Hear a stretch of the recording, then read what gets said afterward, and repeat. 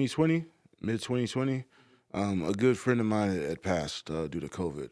Want to give it a name? Yeah, CeeLo, it was Curtis Granado, CeeLo, and that was my guy. I took it really, really, really hard. Hmm. And a few years prior to that, I had lost my best friend, and just a lot of people in my life I've lost, and just in particular, just like I was at a snapping point, right? Like I'm still I didn't go to the funeral. I couldn't. I didn't Hmm. have enough strength to go to another friend's funeral. It really like hit me really really hard, and I remember on a whim I got up, I jumped in my car, and I drove to the Grand Canyon.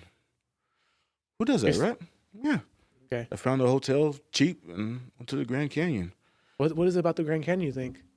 It's one of those things like it's we all know about it, but you don't experience it, right? That was your first time? Yeah, I had Okay. never been.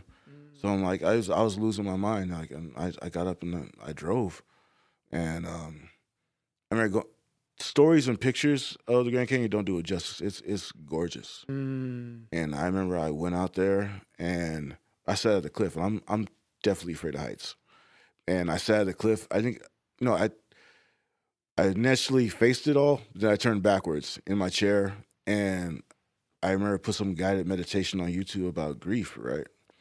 And I don't remember it word for word, but um, it was more about like being grateful for what you have, right? Things that are here, and not. I remember like reading this book about grief after my divorce. It was like, don't be upset that things are gone.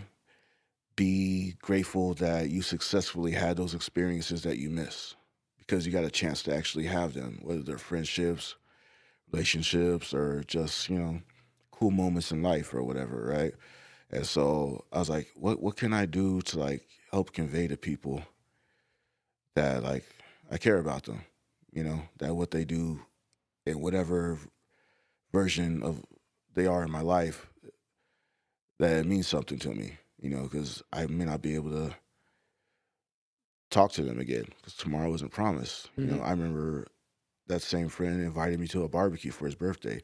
I declined, COVID was going around. I wanted to be safe. And next thing you know, he was dead, Hmm. and I still have like, feelings about that, like, would I have gone? Would I have been in the same shoes?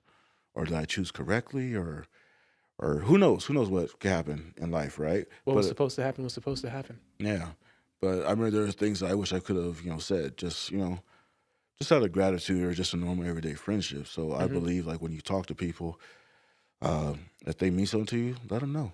I don't like shaking people's hands. I like hugging people, and it's not the Hmm. safest nowadays, but Hmm. still, I like letting people know they matter to me. So I thought, well, what can I do with my audience, with my I don't like to call it fan base, my supporters, what can I do to let these people know they matter? So like, IG Live was a thing that we all used at the time because it's all we could do to communicate with people and convene because we couldn't really go anywhere.